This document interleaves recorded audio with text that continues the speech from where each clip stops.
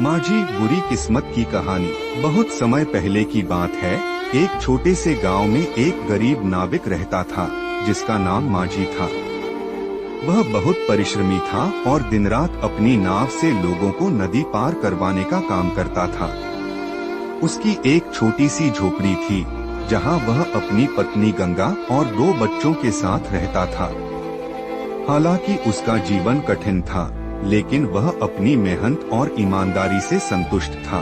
भाग्य का खेल। माझी का सपना था कि वह अपनी नाव को और बड़ा बनाए ताकि अधिक सवारियों को ले जा सके और अच्छी कमाई कर सके। लेकिन उसके पास इतने पैसे नहीं थे कि वह नाव खरीद सके। फिर भी वह दिन रात मेहनत करता और कुछ पैसे बचाने की कोशिश करता। एक दिन गांव में एक अमीर व्यापारी आया। उसने माझी से कहा, अगर तुम मुझे नदी पार करवाओगे तो मैं तुम्हें अच्छा इनाम दूंगा। माझी बहुत खुश हुआ और व्यापारी को अपनी नाव में बैठा लिया। लेकिन जब वे नदी के बीच में पहुँचे, अचानक आंधी तूफान आ गया। नाव डगमगाने लगी और व्यापारी डर के मारे चिल्लाने लगा। दुर्भाग्य का आगमन। माझी ने पूरी ताकत से नाव को संभालने की कोशिश की, लेकिन तेज लहरों के आगे उसकी एक न चली। देखते ही देखते नाव पलट गई और व्यापारी पानी में डूब गया। माझी ने बहुत कोशिश की, लेकिन वह उसे बचा नहीं सका। अगले दिन जब गांव वालों को यह बात पता चली तो उन्होंने माझी पर चोरी और हत्या का आरोप लगा दिया। गांव के मुखिया ने बिना कोई जांच किए माझी को दोषी मान लिया। लोग कहने लगे कि माझी ने व्यापारी का धन चुरा लिया और उसे नदी में फेंक दिया। माझी ने बहुत सफाई दी, लेकिन किसी ने उसकी बात नहीं मानी।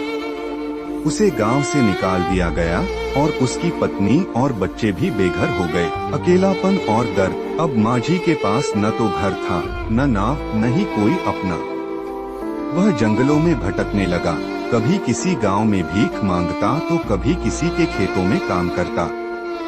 उसकी पत्नी और बच्चे भी तन्हाली में जी रहे थे। कुछ वर्षों बाद जब सच्चाई सामने आई कि व्यापारी का शव नदी में मिला और उसकी थैली में सभी पैसे थे, तब गांव वालों को अपनी गलती का एहसास हुआ।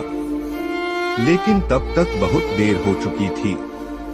माझी ने कठिनाइयों से जूझते हुए अपने परिवार को खो दिया था। निष्कर्ष। माझी की यह कहानी बताती है कि कभी कभी बुरा समय बिना किसी गलती के भी आ जाता है। दुर्भाग्य और समाज की निष्ठुरता किसी निर्दोष इंसान को कितना बर्बाद कर सकती है, यह माझी की जिंदगी से स्पष्ट होता है। इस कहानी से हमें यह सीख मिलती है कि हमें बिना जांच पड़ताल किसी पर आरोप नहीं लगाना चाहिए और हमेशा न्याय को प्राथमिकता देनी चाहिए।